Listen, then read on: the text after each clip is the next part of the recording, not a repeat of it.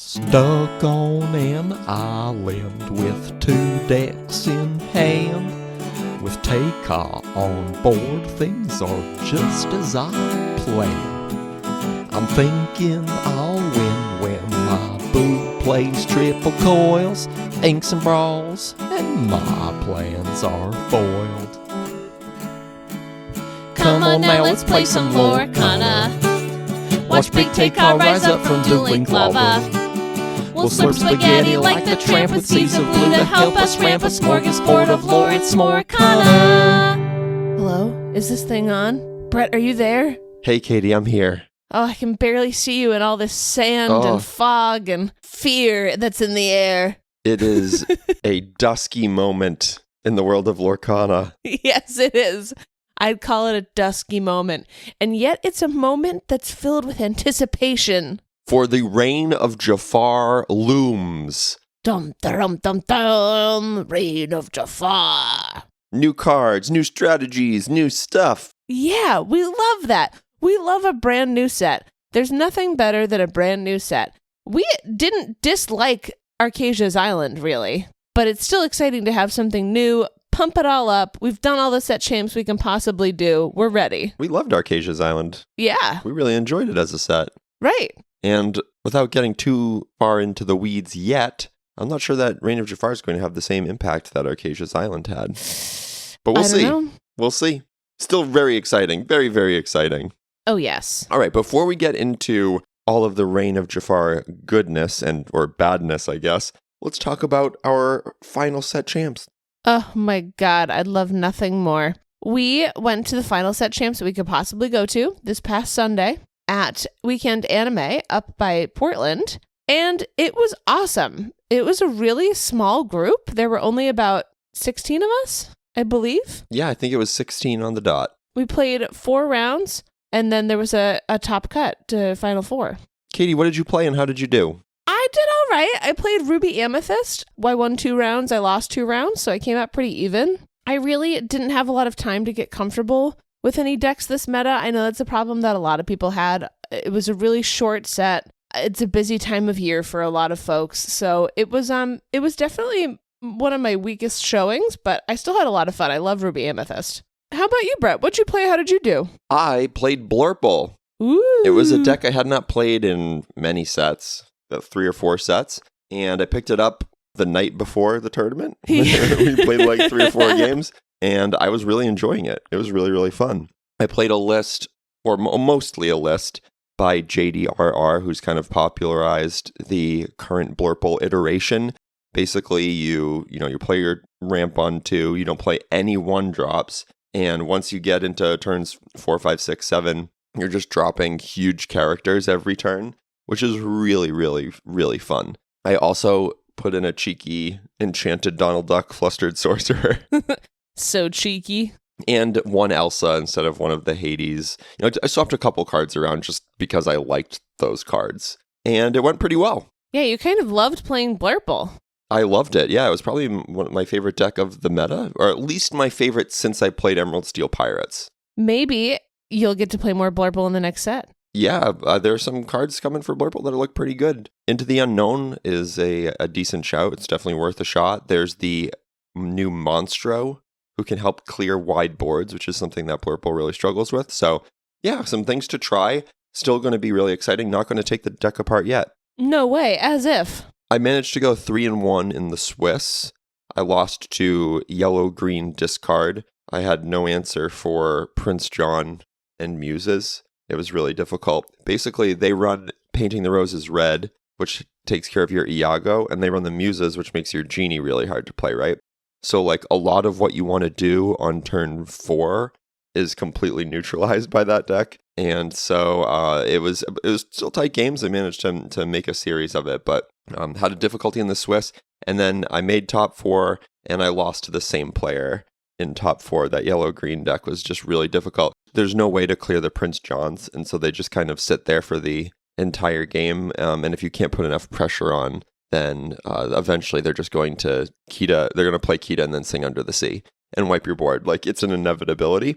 So really, really tough matchup, but still happy to make top 4. So 3 of the 4 set champs managed to get into the top cut. And the one I didn't was when I played my Mulan theme deck. So I had a lot of fun this go around. Good. It was awesome. I'm so glad you made it to top 4. I'm glad you got another promo. It's great stuff, good clout for us. All that you can ask for from a set champ is that you played a deck that you had a good time with, you felt like your games were mildly fair, and the day was pretty easy breezy. Yeah, it was a great time. Got to see some pals, got to play some cards. I have absolutely no complaints. I do want to try to maybe stick with a deck this go around, this meta. Sure. I've been kind of unmoored since Sapphire Steel got banned. I didn't really play Sapphire Steel this set at all. At first, it was so good and people were so annoyed with it that I didn't want to play it. Right. And then Hiram and Fortisphere got banned and it got completely neutralized. And so I didn't really play. I didn't have a deck. I wasn't stuck on anything. At the 4 set champs we went to, I played 4 different decks. I would say that I had a combined 8 games on all of the decks going into those events. So I was just bouncing around from deck to deck the entire set. I had the most games on my Chip and Dale deck, which is a silly deck that can high roll people. Wow. So I want to try to find my home. You will. Don't fear it. Maybe your home is Blurple. It might be. I've had a lot of fun with it. We just got an Elsa mat too, and that's perfect for a Blurple deck. Uh-huh. Katie, we also went and saw Lilo and Stitch. We sure did. Now, we're going to be kind here. We're not going to give away any spoilers because there are some things in this live-action Lilo and Stitch that are different from the movie. But, Brett, what would you give this on a grading scale? I would give it an 8. Oh. I think it was pretty good. Out of 10? Yeah, I think it was my favorite live-action Disney movie, except for maybe The Little Mermaid. Oh, my God. I actually think I like it better than The Little Mermaid. What? Overall, yeah. That's so surprising. Really? Yeah. Interesting. I don't really have many complaints. I mean, it kind of did the things I wanted it to do. I thought they were really smart with some of their decisions. I do wish that there was less animation in the live action Lilo and Stitch. Yeah, that's my biggest issue with it. I don't know. I had the same problem, I guess, with Little Mermaid too, where Sebastian had to be animated because he's a crab.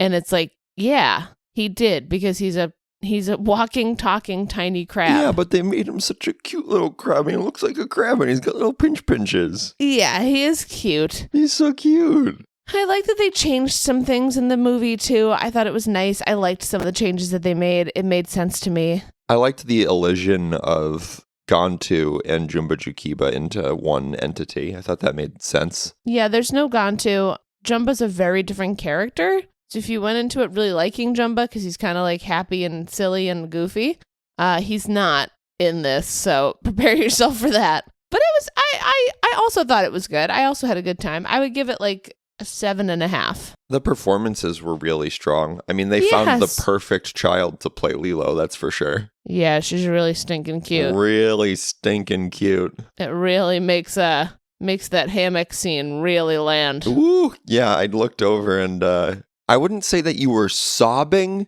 but you weren't far off. It's very sad. But we had a great time. It was so fun to go see the brand new Disney movie in theaters. Let us know what you thought about Lilo and Stitch. We're always eager to hear from you. Of course. And with that, want to head on inside to the restaurant? Sure, let's hit it.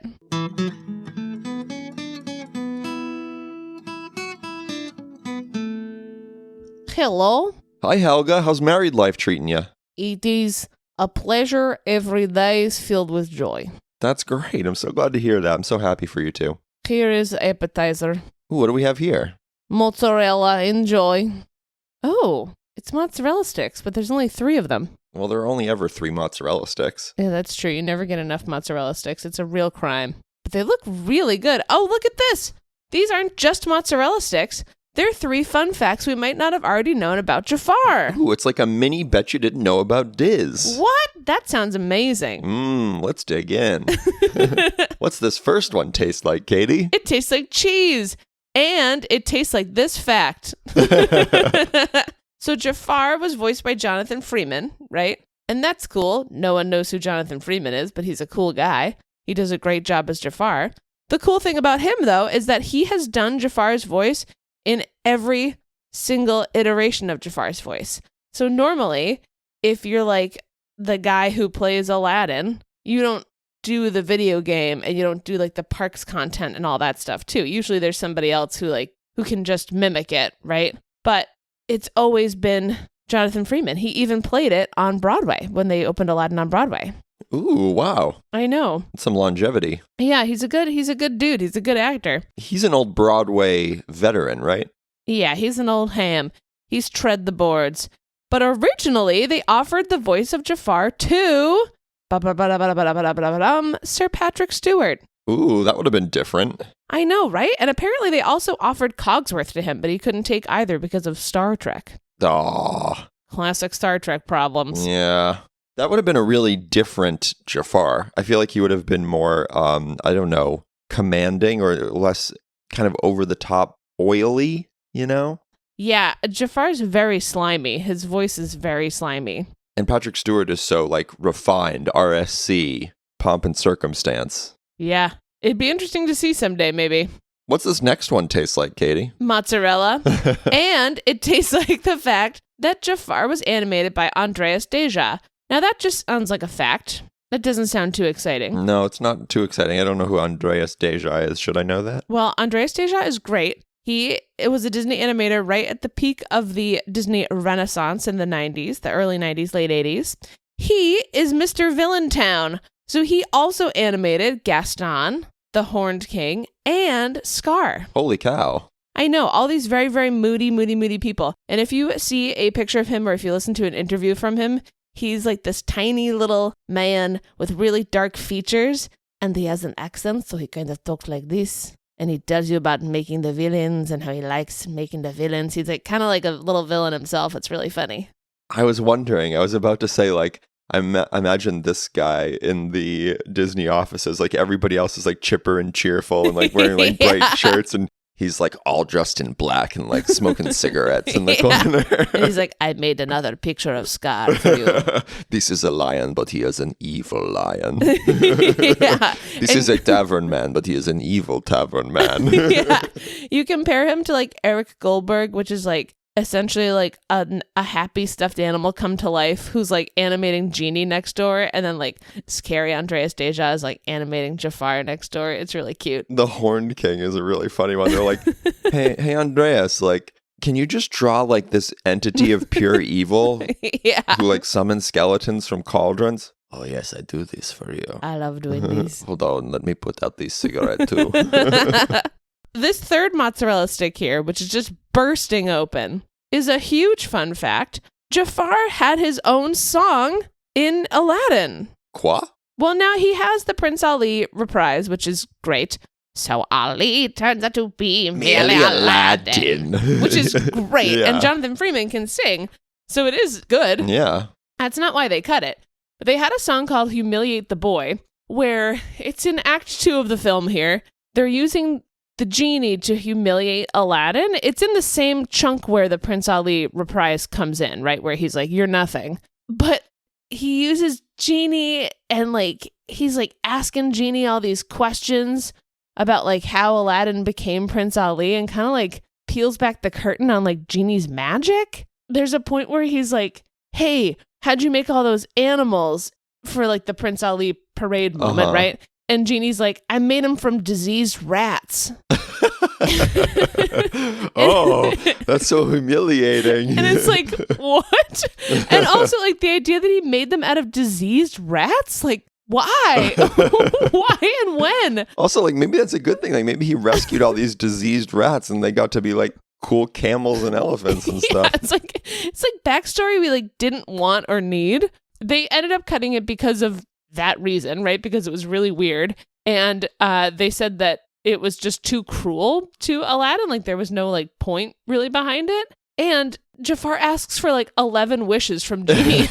He's like, now turn his pants into rats. Now turn his hair into grass or whatever. And it like just like keeps going. So they cut it. I think that's a correct decision. I'm looking at some of the lyrics for this right now, and Iago's a major part of this. He's parroting Jafar throughout. Yeah, and it's fun. You can look up, they have this deleted scene on one of the Aladdin special DVDs or whatever. You can see it on YouTube now too, if you're curious about it, but it is wild. All right, here's an example of some of the lyrics. It's so rich, and of course Iago parrots, so rich, and it's so rare, to take his shirt, his shoes, his jewelry, and then we'll thin his hair. Oh, we'll emasculate him slowly. All the better to enjoy how delicious to humiliate the boy. Yeah, it's so weird. And then they go into like, what were the horses? They were roaches. And the camels, they were gnats. And the elephant, his monkey, and the rest of them were rats. They were rodents? Yeah, diseased ones. Like, what is happening? Now, in the Broadway show, they give Jafar his own song. They have more time for songs, etc. And his song is Diamond in the Rough, and it's really good. He sings it to Aladdin a couple times. He sings about how he's the diamond in the rough. Like, it's great. But the Humiliate the Boy was the rough first draft here. I love getting the peek behind the curtain because we see these movies as these like kind of really polished products.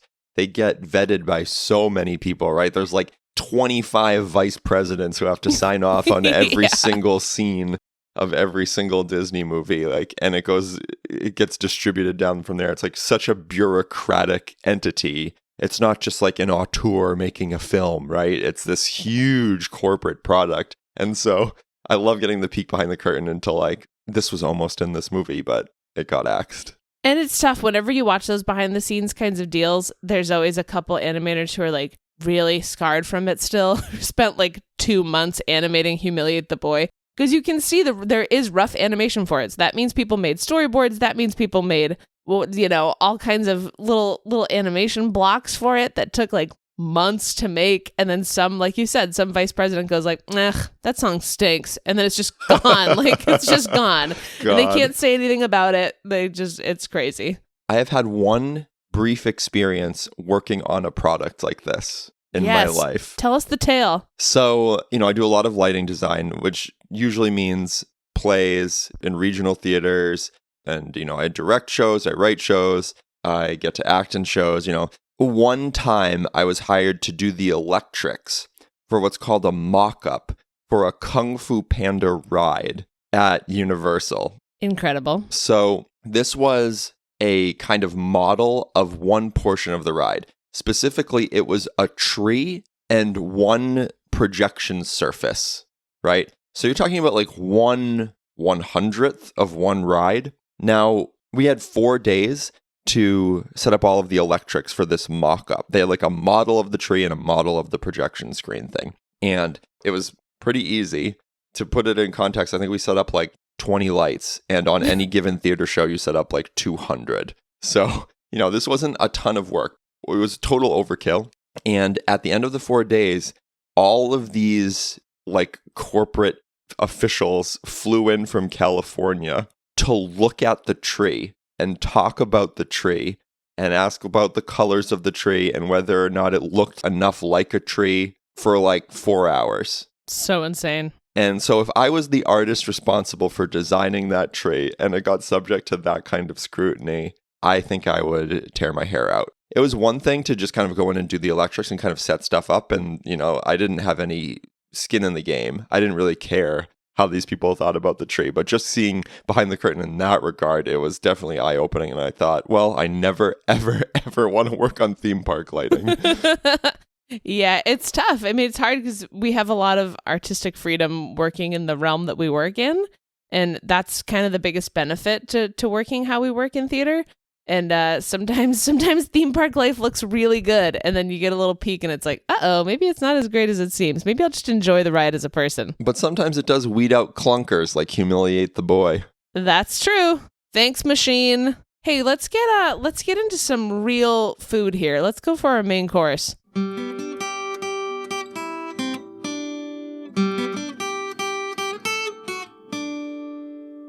Bonsoir, Madame and Monsieur. I have a very special course for you this evening. This is something that we have never had in the restaurant before.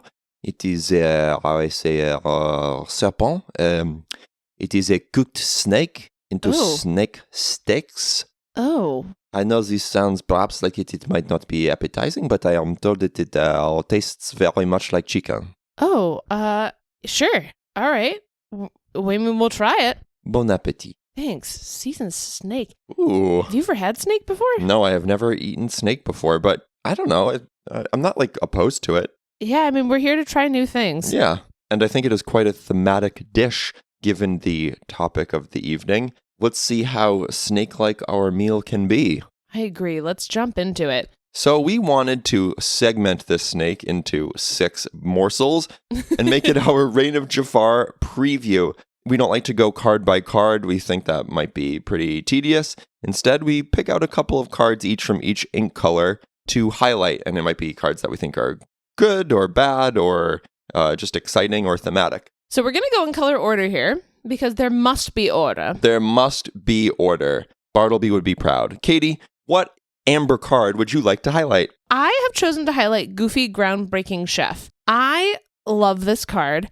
I love the art. I love the idea of it. And I also feel that we are in a world now where we have to really start thinking about how to maintain Amber's healing abilities, since we will be losing Rapunzel eventually. When the sets switch out, when they get rid of sets 1 through 4, and they retire them, I guess, or put them to sleep gently. Rotate. I think rotate is a nice, gentle word. We'll have to start thinking of things that are powerful cards that can still provide a heal and a benefit. Goofy is a 4-cost inkable card. He is a 3/4 Storyborn hero, quest for 2. He has the ability Plenty to Go Around. At the end of your turn, you may remove up to 1 damage from each of your other characters. Ready each character you remove damage from this way. He's a legendary card, and he's got the flavor text. You're just in time for surprise a la goof. He's adorable. And I think that he's a good card. I think it's a lot of fun. I could see him in a deck with a bunch of Ruby self-damaging cards, then Sure. You're always getting the benefit from him because you don't want to be leaving your characters with damage, right? You don't want them to be sitting there with a bunch of damage on them. So I think if you have a way of triggering this yourself and making sure it happens, I think you could be pretty strong. His stat line is very strong. I think that's what's interesting is there are vanilla 3/4s that quest for 2. So seeing a fairly strong ability on an inkable card, I think he's pretty darn good. But we're burying the lead here, Katie. What's going on in this art? I know. There's food in this art, everybody. He's playing Lorcana, and he's counting lore using the pancake method. He is. He has right now 1, 2, 3, 4, 5, 6, 7, 8 lore. He has 8 lore. Good job, Goofy. I want to point something else out in this art. In the back, we see Jafar's tower, that snake tower in the background. I don't know what happened, but I think they gave the artists the brief of if you can, sneak this Jafar tower in the back in a silhouette. And then 45 of the cards ended up with this tower in the background. Yeah. It's a little bit overkill. I mean, it's cool that there's some strong theming and it ties it to the set, but where is this restaurant? It's Goofy is in this kitchen. He's making these pancakes. And then, right out the door is this crazy desert and Jafar's tower. I think it's a window. Oh, yeah, right. Okay, fine. Right out the window, there's... I mean, it's less alarming if it's a window, I guess. Yeah. But it is interesting. I do think that I'm looking at some of these other cards we picked, too, and you can see the tower in the background of some of them. Yeah, and every single one. It's very interesting. Yeah. Anything else you want to say about Amber cards, Katie? Yeah, I want to give an honorable mention to It Means No Worries. Ooh. I specifically want to give a mention to the Enchanted It Means No Worries. This is the chanty that I've got my eyes on, everybody. It Means No Worries is a 9-cost uninkable action song with a sing together ability. Return up to 3 character cards from your discard to your hand. You pay 2 ink less for the next character you play this turn. It's cool. It's a cool card. That's fine. But the art for the Enchanted is crazy. Yeah, it's really cool. It's so colorful, and it's being held, I would assume, by Jafar? Yeah, he's looking into a crystal ball or to an hourglass or something. I like all the little lore symbols all around it as little specks of stardust. It's really fun. I like it. Very cool. All right, what about you, Brett? What have you highlighted for Amber here? Well, this isn't going to come as too much of a surprise. I just had to lean into what I really like. It's Donald Duck Coin Collector. This is a classic-looking Donald Duck in his blue sailor duds. Ugh. He is an 8-cost, inkable, 4-strength, 8 willpower character who quests for 2, Storyborn hero. He has 2 abilities. First, Here Piggy Piggy. For each item named the Nephew's Piggy Bank you have in play, you may pay 2 less to play this character. and then money everywhere. When you play this character, your other characters gain exert to draw a card this turn. Very cool. A true build around Donald Duck. Now, the Nephew's Piggy Bank is a 2-cost item that costs 1 less if you have a Donald Duck in play. So like you want to be using the piggy bank with a whole bunch of Donald Ducks and even smaller Donald Ducks too, right? So the Donald Duck theme deck is coming. Also, this card has real combo potential. Like if you pair him with any card that can ready itself, like Monstro, for instance, you can thin your deck. You can keep discarding a card to ready Monstro, then exerting him to draw a card, then discard that card to ready Monstro, then exert him to draw a card. There's crazy combos that you can do with this Donald Duck. And I mean, who doesn't want a free 4/8 Donald Duck that quests for 2? Exactly. He's adorable. I hope that he sees a lot of play. I like you said, that he's finally a build around card.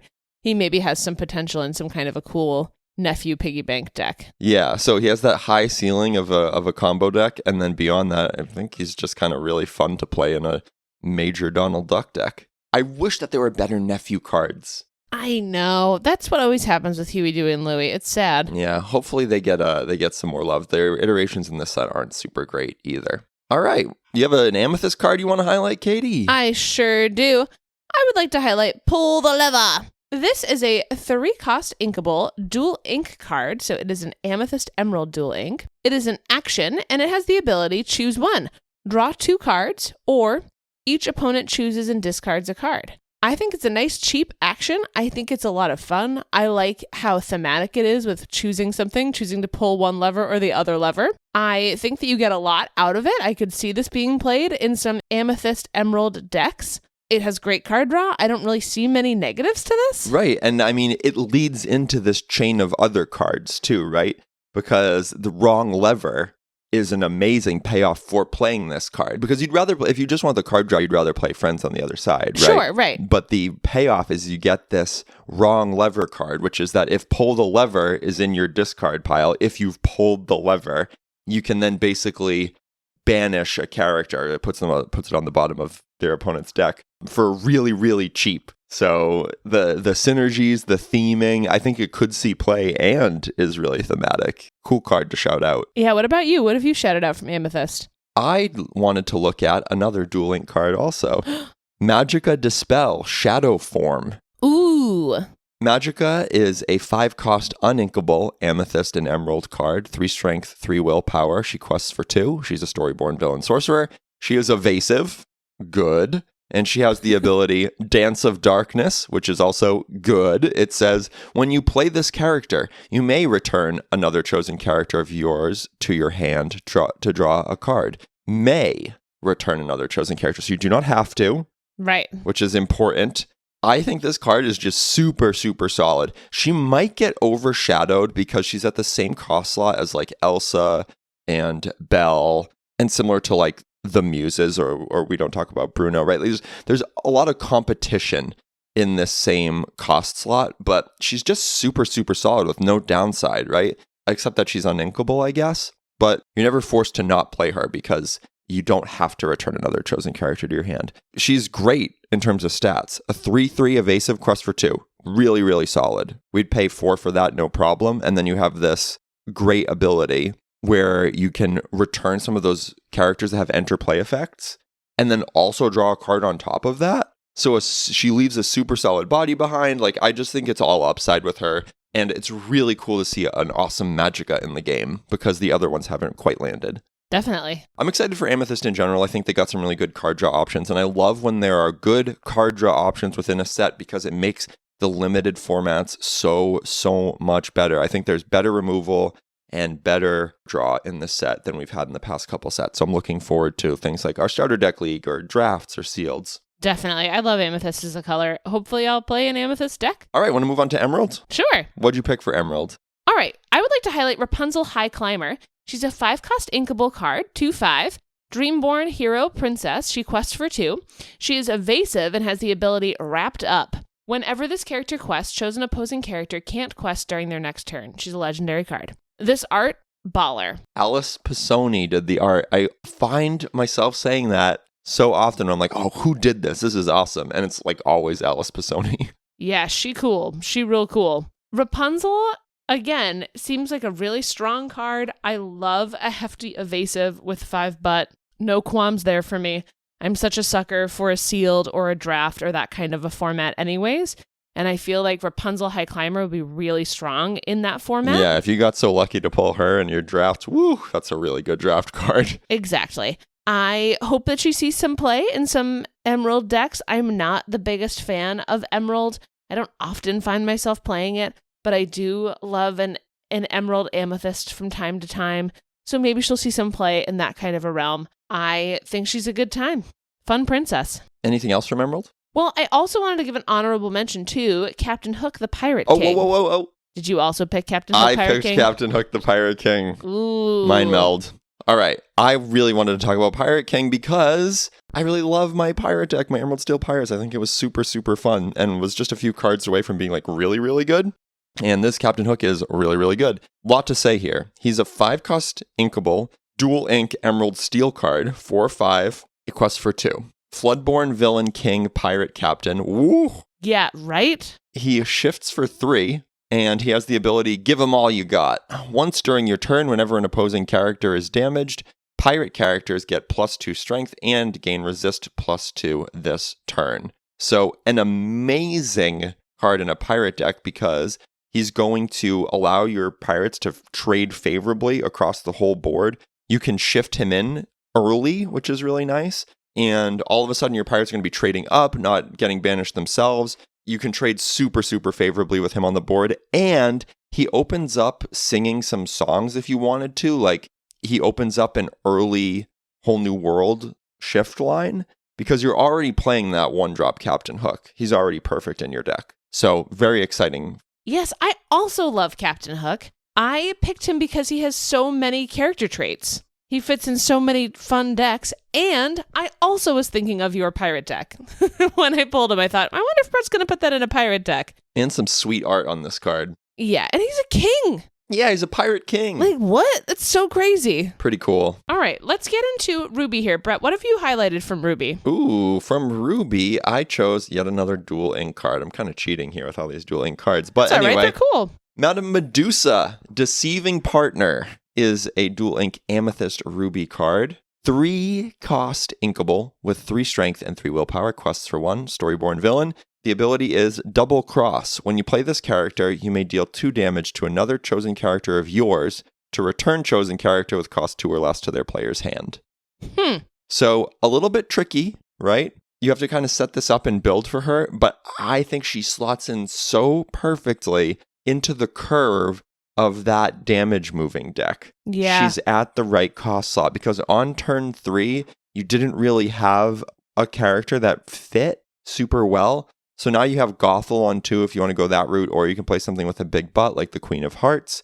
And then by the time you get into Panic at cost 4, or the Bell Mystic at 5, you can already have a bunch of damage set up. She helps delay things on the board, and her stats are pretty good herself. Like 3-cost 3/3 is not bad at all. Yeah, nothing to sneeze at. Yeah, just a really cool ability, and I think that damage moving deck is already good. And so seeing some of these new cards that are getting introduced, like this Medusa and that Hades that draws cards with a similar ability, I think it could be really, really strong. Yes, I almost highlighted that Hades, but then I said no, and instead I have highlighted a dual ink card myself. I've highlighted Mushu here. Mushu, Your Worst Nightmare. This is a 6-cost inkable card, 4/6.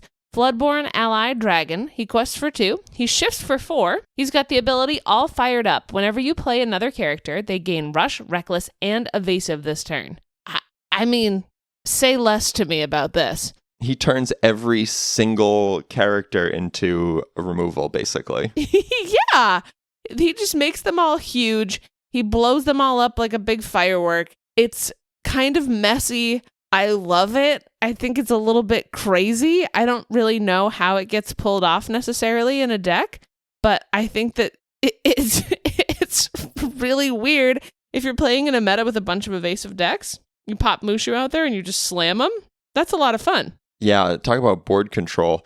Now, it's going to be interesting because in these colors, you don't get a lot of card draw. So like chucking characters at your opponent's characters isn't always the best thing to do. But if you can make it favorable for yourself, like with the 5-cost Mushu from last set, Right. give them resist, now all of a sudden you can make these surprise favorable trades, and then you're really rolling if you can manage to stick a couple of characters on the board. Right, which is why it makes a lot of sense that they paired Ruby with Steel here, because Steel will give you that resist. It gives you kind of that shield, and Ruby's just crazy and just wants to slam into stuff. I'm looking forward to it. I didn't get to play much Mushu this last set, so hopefully we'll make a little Mushu deck and kind of roll them out. So glad he's finally in Lorcana. The winner of the coolest card from last set at the S'more Awards gets another very cool iteration. He is, of course, hang gliding through fireworks and also carrying fireworks. So That's pretty cool. yeah. Shall we move on to Sapphire? Yeah, let's hit it. What have you got for Sapphire cards, Katie? Well, you won't believe this, but I've actually highlighted 2 dual ink cards for Sapphire, and they're Sapphire Steel cards. What? Yes, I know. Are you going to play Sapphire Steel? Maybe. Oh my goodness. I don't know. So I've highlighted Aladdin and Jasmine here. Aladdin is a 6-cost inkable card. He is a 1/9 Dreamborn Hero Prince. He has Bodyguard and the ability Safe Passage. Whenever one of your ally characters quests, you may remove up to 2 damage from this character, and he quests for 1. Now, Jasmine is a 4-cost inkable card. She's a 2/5 Floodborn Princess Hero. She shifts for 2. Ooh. She quests for 1, and she has the ability Always Planning. Whenever this character quests, look at the top 3 cards of your deck. You may reveal an ally character card and put it into your hand. Put the rest on the bottom of your deck in any order. They both have so much synergy with allies, and I've always wanted a little ally deck to have some kind of legs in Lorcana, and I love that Aladdin and Jasmine have abilities that kind of work together. I think it's really fun, the idea of putting them both in a deck together. It reminds me of a Lady and the Tramp kind of a deck. They also work really well with the Aladdin and Jasmine Glimmers from last set. Right, exactly. So the Aladdin Jasmine Ally Synergy deck is getting a lot of tools, and you can chuck Maid Marian and Lady Cluck in there too and have a party. I would love that. Now, what have you highlighted from Sapphire, Brett? I have highlighted Television Set. What? It's such a great card, Television Set. It is? Yeah, oh yeah. 3-cost inkable item in the Sapphire color. Television Set. It has the ability, Is It On Yet? Which says you exert and pay 1 ink to look at the top card of your deck. If it's a puppy character card, you may reveal it and put it into your hand. Otherwise, put it on the bottom of your deck. Huh. This card is awful. Yeah. And it's so bad that it makes me upset.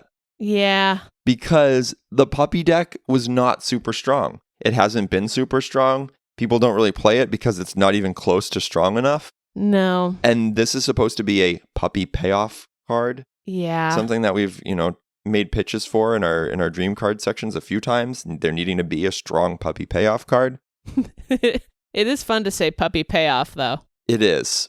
This is so bad. You have to pay 4 before you maybe draw 1 card.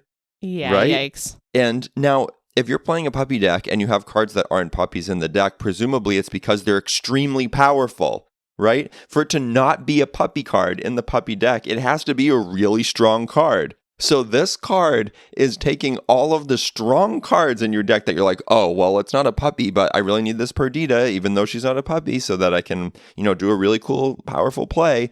And this says, nope, at bottom of your deck. Oh, it's not a vanilla 2/3, bottom of your deck. Yeah. Oh, it makes me so upset. Like, if this cost 1, maybe, I don't think this would be broken if it just cost 1 Right. instead of 3. I think it's overcosted by 2. If it cost 1 and you didn't have to pay 1 each time, I still don't know if it would be broken. Right. I think it would probably just be okay Yeah. in That's a puppy really deck. sad. Yeah, I think it's pretty much a big bummer for a very thematic card that I really, really, I love 101 Dalmatians. This is near and dear to us because we featured a television set and puppies watching, or, a card puppy watching a television in our Freckles reveal. Freckles! I mean, this could be a great card to go with Freckles, and it just isn't. It's too bad. It is too much of a shame. Hopefully, puppy decks will have their legs in set 13. and we'll finally see it come to fruition. Yeah, maybe post-rotation. Something we're going to be saying a lot this set, I think. Yeah. Let's slap on forward to the last little slab of snake steak here. Sure. What have you highlighted from Steel, Brett? I picked a legendary for the first time. It's Namari, single-minded rival. She's 5 cost inkable, 0 strength, 5 willpower, but hold on that strength. She quests for 2. She's a storyborn villain and a princess. She has the ability Strategic Edge. When you play her and at the start of your turn, you can draw a card and then choose and discard a card. So you get some filtering every turn with her and when you play her. And then the ability Extreme Focus. This character gets +1 strength for each card in your discard. Ooh, doggy. You know how at the end of the game, sometimes you'll have like 35 cards in your discard? Yes. So Namari could just be a cool 35/5 that quests for 2. That'd be insane. I was a little bit worried about like, is this going to make it so that we have to count cards and discards all the time to do combat math, right? Like, sure. Are we always just like being like, how many cards are in your discard? You got to worry about Namari, right? Like, but I think that she quickly just becomes like infinite strength, if that makes sense. Like at most points of the game, she's going to one-shot anything she challenges. So I don't think it's going to end up mattering in terms of, precisely how many cards are in the discard. You're like, oh, does you have at least 7 cards in your discard? Cool. She now ganks everything in the game. Right. She reminds me of Robin Hood in that there's nothing about this that's like game breaking. There's nothing about it that like is jaw dropping powerful. Nothing we like have never seen before. It's just that she is a whole bunch of good stuff. Inkable, 5 willpower, quest for 2, a little bit of card filtering, high strength. Yeah. No qualms about Namari here. I'm excited to see her in play too. I have highlighted also a legendary card. Mickey Mouse, Giant Mouse. Woo. Look at him. He's huge. He's a 10 cost uninkable. I know. He's a Dreamborn hero. He's a 10/10 bodyguard. Quest for 5. And he has the ability, the biggest star ever. When this character is banished, deal 5 damage to each opposing character. I'm sorry. Tell me something that's wrong with this. He costs 10 and he's uninkable? Yeah, tell me something that's really wrong with this. No, he's a super fun build around. Remember we had that Mickey Mouse deck a few episodes ago? I know. So you play the little 2-cost Mickey and then you get to cheat this Mickey out? Yeah, how cute is he? It's amazing. It's incredible. I love this card. All I want is to play this, and I want to play the big fat goofy knight in the same deck. I just love it. I think it's really silly. I think it's a really dumb card. And I like how dumb it is. How sad is it going to be when your opponent plays Into the Unknown on your Mickey Mouse that you just threw in bodyguarded? They won't. They won't do that. That won't happen. So thanks, but no thanks. Okay, yeah, he's just going to be awesome. Yeah, I think so. I hope so. Some really, really cool cards. I think, the storyline on this set going into it is kind of that there are a lot of cards that are going to be waiting for post-rotation. And I think that's one of the downsides of not having rotation. And I think it's an argument for rotation, that the cards that are getting talked about are really, really kind of busted. Like everybody's talking about Beyond the Horizon as being the busted card of the set. And for it to see play, for any card to see play, they kind of have to be pretty busted.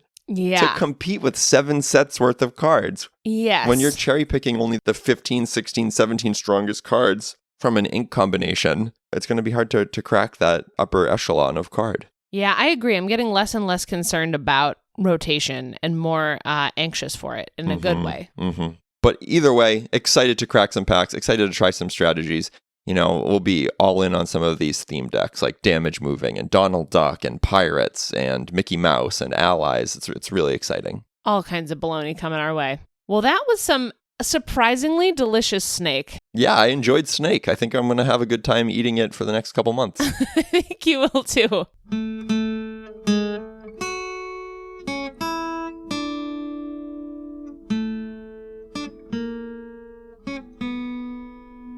Katie, where are you going? Well, do you see all these little beetles that are in the sand? No. Yeah, it looks like they're spelling something out. Wait, Katie, come back. I'm just gonna follow. I'll be right back. I'm just gonna go follow and see what happens. Oh no. Well, that can't be good. Well, we'll just hope that she's okay. I had made this mint I guess I'll share it with everybody else here, since Katie is not here and has left me all alone. Well, anyway, the mint I would have shared with her had she not followed all of those scarab beetles into a mysterious underground cavern is Jafar, Genie. Jafar Genie is a 3-cost, uninkable ruby character with 7 strength and 7 willpower. Yep, you heard that right. He is a storyborn sorcerer and a villain. So this is, of course, Jafar after he has wished for phenomenal cosmic powers. He has 3 abilities. The first is wishes. You may only have 3 copies of Jafar in your deck, and that's any Jafar, right? So we haven't had a ruby Jafar yet. You can't necessarily combine this with some of the other shenanigans like Jafar Striking Illusionist, right? You can't do a whole new world kind of combo with this Jafar. He is a Jafar of a different color. So you can only have 3 copies of him. He also has the ability Phenomenal Cosmic Powers, of course. Whenever this character challenges, gain 1 lore. And Itty Bitty Living Space. At the end of your turn, if this character is exerted, banish him, right? So basically you have 3 wishes. You can use him 3 times, but he's super, super strong. He comes on to the board. He sits there as a huge 7/7 on turn 3. But then once you decide to use him, he is going away at that point. There are some fun shenanigans that you could do with this, though. There are so many cards that key off of having these high strength characters in play, like Flynn, right? So you could play Flynn on 2 and then play this Jafar on turn 3 if you're so lucky to get him, one of your 3 copies. And he can just sit there as a huge 7/7. But he's vulnerable to removal, and if your opponent is putting any pressure on you, then you'd have to use your Jafar, right, to challenge probably. And then you would lose him at the end of the turn. So a really kind of complex card with lots of moving pieces, but I think one that really captures the essence of both the power that Jafar gets given as a genie and the limitations that he unwittingly imposes upon himself. So I would have loved to have shared this with Katie, but I don't know, she ran away.